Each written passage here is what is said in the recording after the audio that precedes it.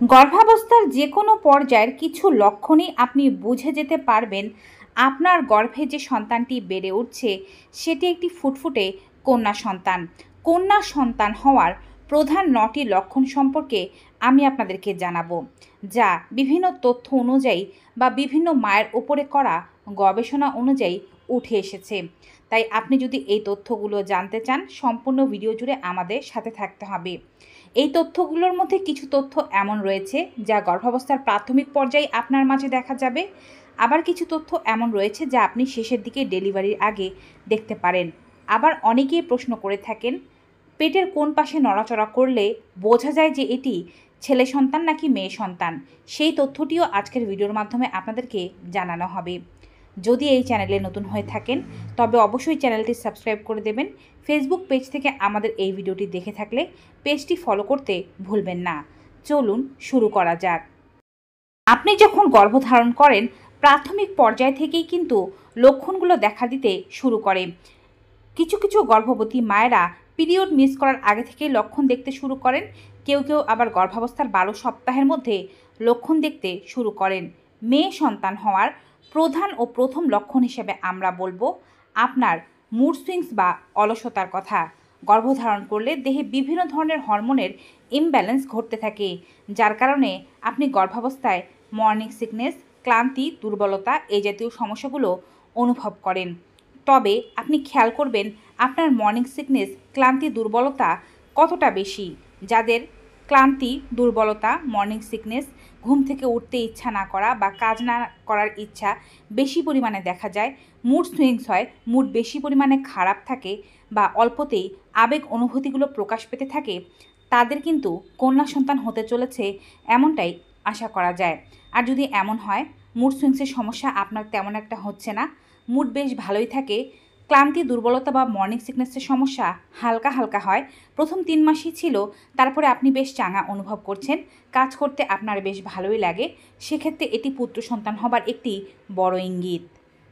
গর্ভাবস্থার দ্বিতীয় পরিবর্তন বা লক্ষণ হচ্ছে মায়ের চুলের পরিবর্তন বা শরীরের লোমের পরিবর্তন।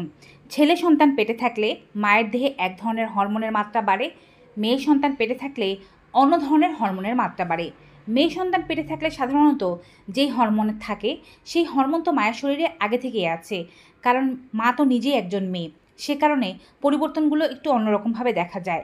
যেমন মেয়ে সন্তান পেটে থাকলে মায়ের চুলের বৃদ্ধি তেমন একটা হয় না, মায়ের চুল যদি নাও ঝরে তারপরও চুল বেশ উস্কো খুস্কো থাকে, মলিন হয়ে যায়, সফটনেস তেমন একটা থাকে না, নতুন চুল গজাতেও তেমন দেখা যায় না। তবে ছেলে বাচ্চার ক্ষেত্রে ভিন্নটি হয়। ছেলে বাচ্চার ক্ষেত্রে চুল বড় বড় হতে থাকে, চুলের সৌন্দর্য ফিরে আসে, চুল বেশ চকচকে হয়ে যায়, নতুন চুল গজায়, চুল পড়া বন্ধ হয়ে যায়।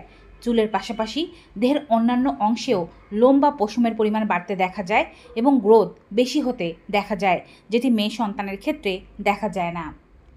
মেয়ে সন্তান হওয়ার দ্বিতীয় একটি বড় লক্ষণ হচ্ছে মেয়ে সন্তান কত মাস থেকে নড়াচড়া শুরু করছে। সাধারণত মেয়ে সন্তানেরা ছেলে সন্তানেদের চেয়ে একটু বেশি শক্তিশালী হয়ে থাকে। শক্তিশালী বলতে তাদের লাইফ স্প্যান ভালো হয়, অর্থাৎ ছেলে সন্তান যেহেতু XY ক্রোমোজোম দিয়ে তৈরি, তারা তুলনামূলকভাবে দেরিতে নড়াচড়া শুরু করে, কিন্তু মেয়ে সন্তান যেহেতু XX ক্রোমোজোম দিয়ে তৈরি, তারা অ্যাক্টিভনেস দ্রুত পেয়ে যায়। দেখা যায় 4.5 মাস থেকেই মা নড়াচড়া অনুভব করতে শুরু করেন। ছেলে সন্তানের ক্ষেত্রে অনেক সময় 5.5 মাস বা 6 মাসের ক্ষেত্রেও বা 6 মাসের দিকেও নড়াচড়া অনুভব করা শুরু করতে পারেন আপনি। তবে যখন নড়াচড়া শুরু হয়ে যাবে, মেয়ে সন্তান পেটের মধ্যে অনেক বেশি মুভ করবে, নড়বে, কিন্তু লাথি তেমন একটা মারবে না। ছেলে সন্তান পেটের মধ্যে মুভ কম করলেও অনেক জোরে জোরে লাথি মারতে পারে। মেয়ে সন্তান হওয়ার চতুর্থ অনেক বড় লক্ষণ হচ্ছে স্তনের পরিবর্তন। সাধারণত ছেলে সন্তান পেটে থাকলে মায়ের স্তনগুলো বেশি পরিমাণে স্পর্শকাতর হয়ে যায়, বেশি পরিমাণে ব্যথা হতে দেখা যায়, নিপুল বা এরিওলাগুলো বেশি পরিমাণে কালো হয়ে গিয়েছে এবং বাঁ স্তনের চেয়ে ডান স্তন বেশি পরিমাণে বড় হয়, ফুলে যায় ও ব্যথা হতে দেখা যায়। ছেলে সন্তানের ক্ষেত্রে এমনটা হলেও মেয়ে সন্তানের ক্ষেত্রে দেখা যায় স্তন কিছুটা ফুলেছে, ব্যথা প্রথম দিকে থাকলেও পরের দিকে ব্যথা আস্তে আস্তে কমে যায়, দুটো স্তন একই রকম থাকে, বা যদি বড় হয়ে থাকে তবে বাঁ স্তন হালকা পরিমাণে বাড়ে, ডান স্তন আগের মতোই থেকে যায়। এভাবে আপনি বুঝতে পারবেন আপনার গর্ভের সন্তানটি মেয়ে নাকি ছেলে। মেয়ে সন্তান হওয়ার পঞ্চম লক্ষণ হচ্ছে গর্ভবতী মায়ের ব্লাড প্রেশার। সাধারণত ছেলে সন্তান পেটে থাকলে মায়ের ব্লাড প্রেশার একরকম থাকে, মেয়ে সন্তান পেটে থাকলে ব্লাড প্রেশার অন্যরকম হতে দেখা যায়।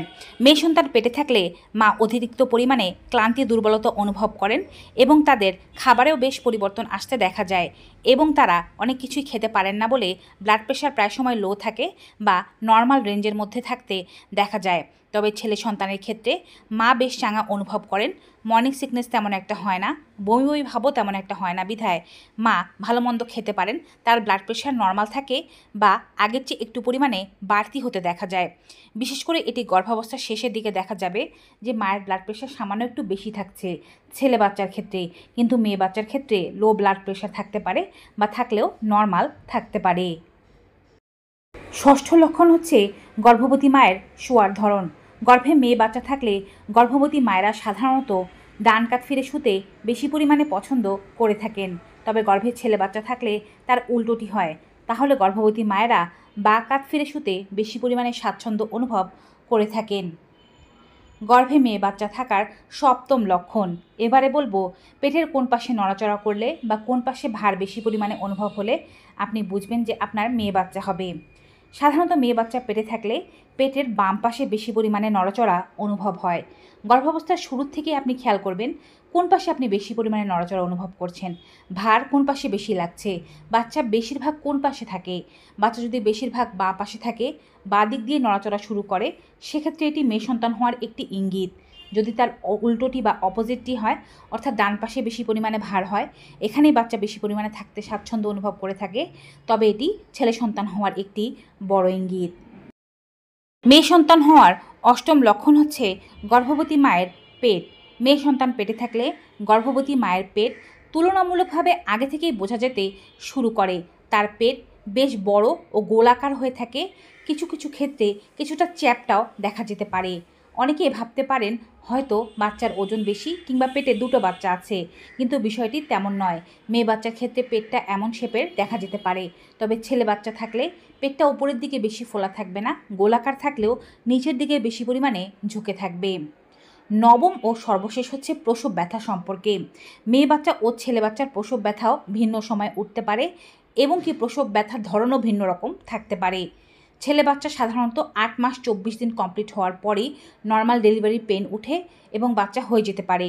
ছেলে বাচ্চার ব্যথাটি বেশিরভাগ কোমর থেকে উঠে তারপরে তলপেটের দিকে ছড়ায়। তুলনামূলক অল্প ব্যথায় ছেলে বাচ্চা হতে দেখা যায়, কিন্তু মেয়ে বাচ্চার ক্ষেত্রে 9 মাস কমপ্লিট হওয়ার পরে অনেকের 10 দিন পার হয়ে যাওয়ার পরও প্রসব ব্যথা ওঠে না। মেয়ে বাচ্চা পূর্ণ সময় নিয়ে জন্ম হয় এবং মেয়ে বাচ্চার ক্ষেত্রে প্রসব ব্যথা কোমরের চেয়ে তলপেটে বেশি পরিমাণে অনুভব হয়, তুলনামূলকভাবে বেশি ব্যথা অনুভব হয়, এমনটাই বলেছেন মায়েরা। তো ভিউয়ার্স, আজকের এই ভিডিওটি কেমন লাগলো কমেন্ট বক্সে জানাতে ভুলবেন না। ভিডিওটি ভালো উপকারী মনে হয়ে থাকলে সকলের মাঝে বেশি বেশি করে শেয়ার করে দেবেন। আবার কোনো নতুন টপিকের নতুন ভিডিও নিয়ে আপনাদের সামনে হাজির হব। ততক্ষণ পর্যন্ত সবাই ভালো থাকুন, সুস্থ থাকুন। Good bye and take care.